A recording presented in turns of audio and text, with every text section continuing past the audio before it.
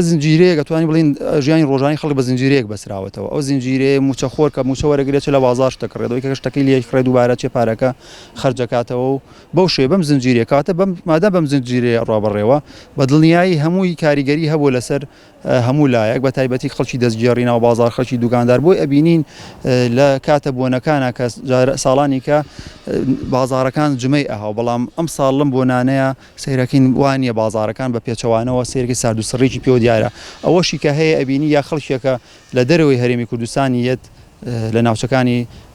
بۆ نمونە باشوور و ناوەڕاستی عێراقەوە لە بازاڕاش دەکڕێت ئەوەشی کە خۆمان کەشتەکە کڕین تەنها شتی ڕۆژانەی زۆر پێویست و ئەوەی کەوا خواردنی ڕۆژانەی ئەکڕێ بەڵام جاران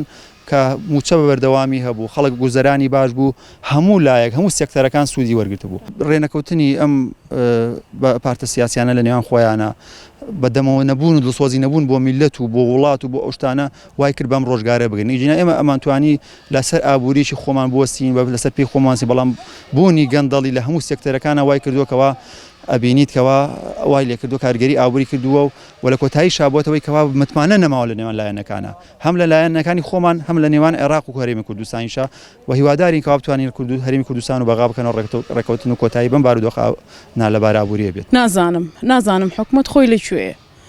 لەکوێیە بۆ خۆی لێ خەواندووە یعنی تاکە یەگەر وەزعەکە ئاوا بڕوات زۆر خراپتری ژەوێ هەرەوەی پێویستیمان بە ڕاپەڕینێکی سەرتاسەریە بێ ئەڵە کورد وتەنی ئەڵە جام کە پڕ بوو لێڕژێ لەوە چێ نازانم کاتی ما بێت یا بەتەما یەکێکن یانی یەکێ بەڕێیانەوە بەرێ سەرکردەیەکی باش هەبێت ئیشیان بۆ بکە ئەزانی بۆ نەما سەرکردەی باشیش نەما دەوت بە ڕێژەیەکی خراپ بڕەکەی دابەزی و داهاتەکەی دابەزی ئەو وڵاتانە زەرمەندی یەکەم بوون کە داهاتەکانیان کە لەسەر نەوت بوو هەموو ئەم هۆکارانە وای کرد کە بارودۆخی ئابووری جیهان بەگشتی تێکچووە یەکێکی لە وڵاتانەی کە بارودۆخی ئابووری تێکچوو عێراق و هەرێمی کوردستانە چونکە هەرێمی کوردستان یەکەم قاوارێکی سیاسی سەربەخۆ نییە دووەمیشیان وابەستەیە بە عێراقەوە عێراقیش ململانەی سیاسی لەگەڵا دەکات و ڕۆژ لە دوای ڕۆژ ئاستەنگ و کێشەی بۆ دروستەکە بۆی ئەو بارودۆخی کە ئێستا دروست بووە هەوڵێک هەیە بۆ ئەوەی کە بگەنە ڕێکەوتنێکی سیاسی ئێستا لەم چەند مانگەدا گەونە ڕێکەوتنێکی سیاسی ڕەنگە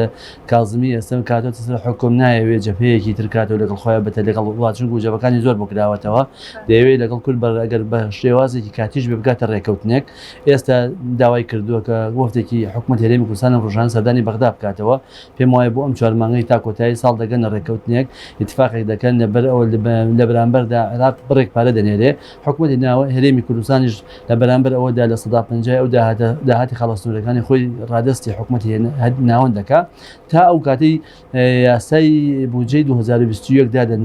دادەمەزرێ جارێکی لیژنەی بۆ پێک دێتەوە دەبێت جارێکی حکومەتی هەرێمی کوردستان شانێک دروست بکاتەوە بۆ گفتوگۆکردن لەگەڵ حکومەتی ناوەندا بۆ ئەوەی لە یاسای بودجەی 2021 جارێکی کە ڕێکەوتێکی سیاسی دووبارە بێتەوە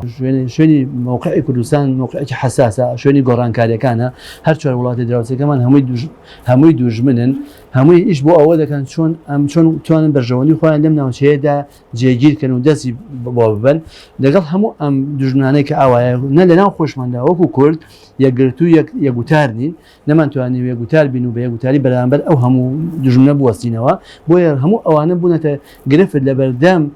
پرۆسە سیاسی نەتەوەیەکی خۆمانە بەڵام ئەکرێ ئێمە وەکو کورد یەکگوتاری سیاسیمان هەبێ یەک مەرجع سیاسی گەورەمان هەبێ کە لە هەموو حیزبە سیاسیەکانی کوردستان پێک بێن بتوان ئەم حیزبانە بەردەوام لە گفتوگۆدا بن لەگەڵ لایانی دەوروبەر بۆ ئەوەی لانی کەم ئەگەر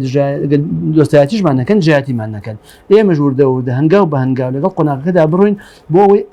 ئەم کەناری ئەم وڵاتمان بگەینە کەنارێکی ئارام کورد لە ئێستادا پێویستی بە یەکگوتاری سیاسیە پێویستی بە یەک مەرجع بۆی ڕوبڕووی ئەو هەموو تەحەدیاتە نەبینەوە کە هەمانە بەڵام ئەگەر نەیکەین زەرەر